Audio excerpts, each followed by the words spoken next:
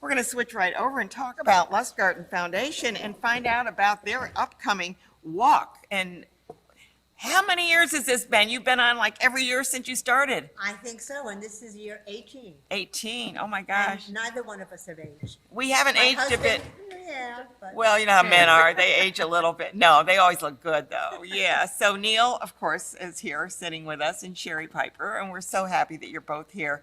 And you get your walking shoes on, and Neil just told me he had some surgery, and oh my goodness, you're gonna be able to walk? Yeah, while I'm walking, I mean, for the surgery- walk. oh yeah. I am definitely gonna walk. Walk. Okay, good. So, I don't know who's gonna tell me, but tell me about the walk and what's going on. All right. Well, we're going to walk. We're hoping that many of our walkers come back. A great number of our returning teams have signed up already.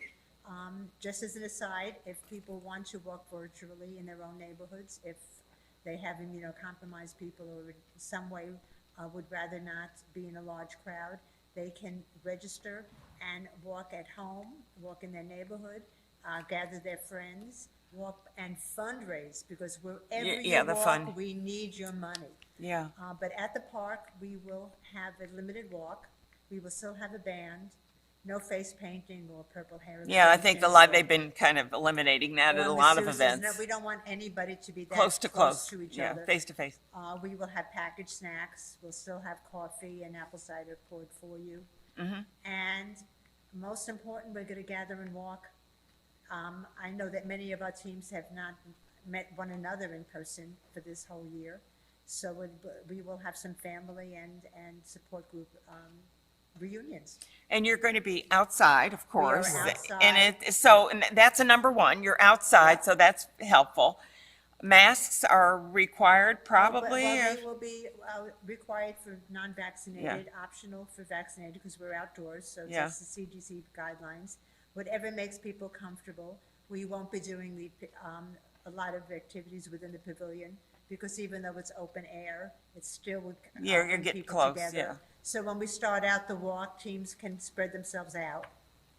And we just want the community back together, and we need to fund research because it has shown a lot of promise. If you watch Stand Up to Cancer, Lustgarten Foundation was highlighted on that. That's wonderful, yeah. So we need to continue that research. And Neil, you've been involved in this quite a long time. I know that is the same Yeah. length of time. What research have you seen? How do you feel that research is moving along? Because I know you're intimately involved with this. Right, we are very excited. There are some new things coming out and some things that have been in the works for quite a while. The major one that I really love is an early detection piece They of said they can do it with a research. blood test and stuff. It's yeah. a blood test, it's called CancerSeek. And CancerSeek detects 8 different kinds of cancer with 99% accuracy. And pancreatic cancer is one of them? Pancreatic cancer is one of them, and that shows a 72% sensitivity for pancreatic cancer. 72% is pretty high. Yeah, that's pretty And good. that's at stages 1 to 3, because as we know, when it's the key to surviving Is getting it finding early. before stage And 4. there's the symptoms are not, don't jump out at you until it's too late. Too late. But before people go running to their doctor, the CancerSeek is still heading toward clinical trials. It's Right. not out there yet, but it's moving along. And I think that, I mean, we're talking about a test that could save lives. If So you're it's- talking it's about, like a PSA test. yeah, so what cancers besides I pancreatic? don't remember I all think of it's them, but breast and ovarian. ovarian. It's Yeah. the biggies. The lung. biggies. It's the biggies. Ovarian cancer is another one of those That's a cancers big that you one. don't realize Right. until it's too late almost. Yes. I've had friends die of both pancreatic cancer and ovarian cancer, and it was like, they didn't even know they had, either one, I didn't even know until it was too late. Right. There's another one that's in the works. It's called the Felix program. And this one uses artificial intelligence to detect new approaches. It detects tumors in scans that radiologists may not detect. And I think they call it the Felix program. Yes. And is this done like with an MRI, or is it done with a CT scan? What CT scan? Okay. And that's why I think they call it the Felix program, because it's Felix, the CAT scan. Oh Well, at least my that's the God. real Oh my. But it's. But I like it. I like it because I'll remember it now. And we have another one that's in the works, and all of these have been funded by Lustgarten. Lustgarten. There's another one called CompCyst, short for Comprehensive Cyst Test. And it determines the best course of action for either surgery or surveillance based on what they find with the cysts that they examine within a patient, a pancreatic cancer patient. For instance, I could be part of this, although I'm not.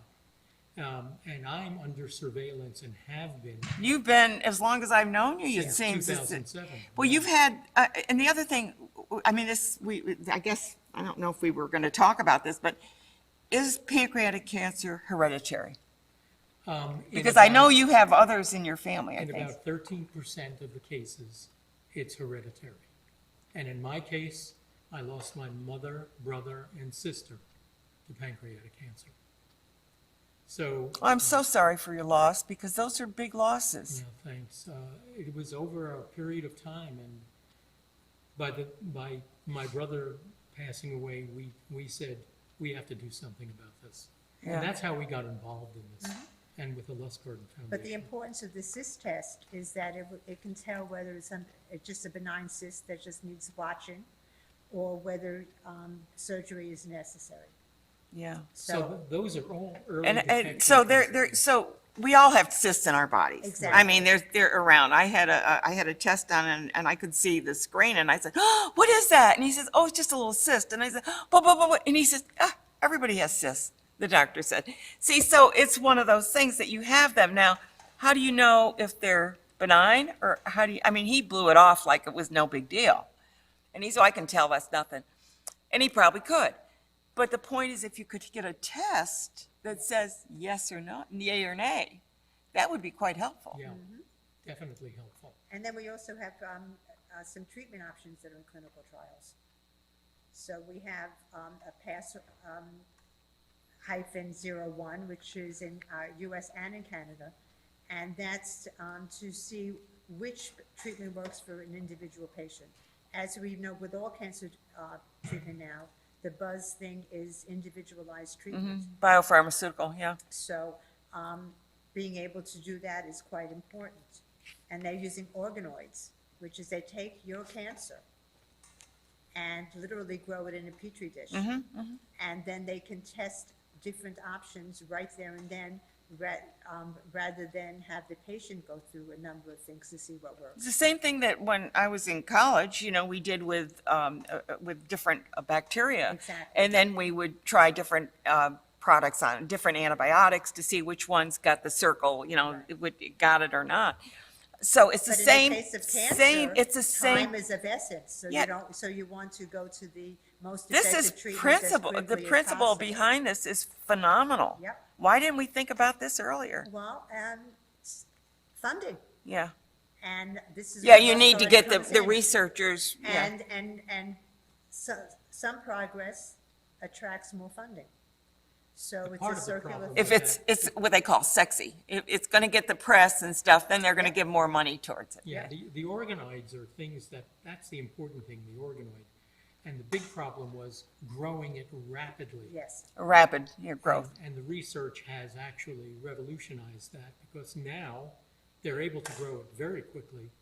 And because they can grow it quickly. Is it the medium that they use Yeah. that gets it to grow quickly? Okay. And once they do that, they can apply the chemos To see which specific- one works. to yes. see which one And the reduces it or immunotherapies, kills it. whatever they're doing.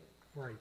So it's targeted medicine. Oh, And and that's I the just, most important thing. I just had Dr. Dewey on from the Albany College of Pharmacy, and there's a great new, they're having ribbon cutting, and it's the Biopharmaceutical Training and Research Center.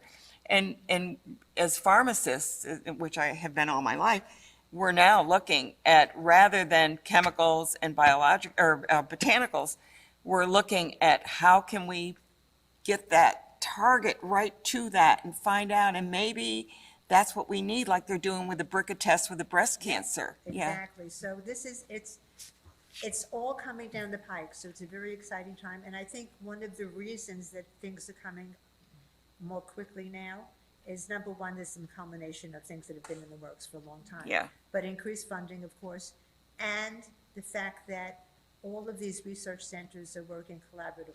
I was going to say, because you have research in Italy, you have it in France, you have it, and you don't want to duplicate, but build on each other's, but everybody wants to take credit for what they've done. But if we work together, we can get to the end of this. Yeah, you eliminate the competition and instead work as a consortium. Yeah, And that's, Lustgarten's been involved in those kind of things from Yeah. day one. And in fact, there's a clinical accelerator, which is a translational advisory group that's doing small studies with just 20 to 30 people, just to see, is something worth going larger scale?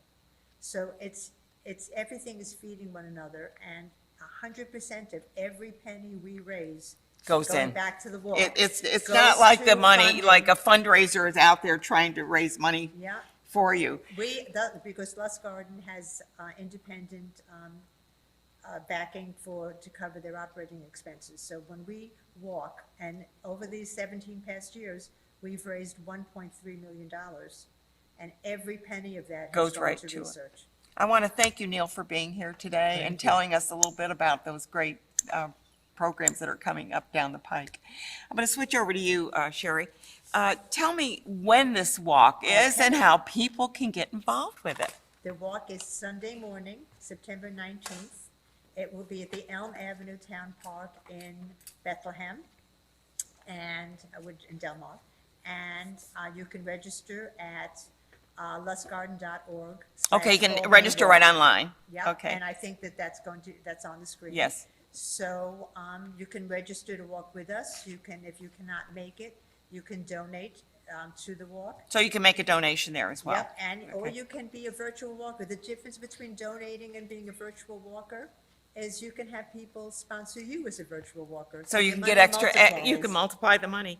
Well, thank you so much, Shari, and I hope that this is a huge success and you have a good day. The weather's going to be beautiful. Absolutely. Thank you so It's much. got to work for you. Yeah, everything's got to work together, right? Thank you so And, much. and next year when you come on, you're going to tell us more about these tests that are going on. And more progress. Yes, yay, Thank you. yay, yay.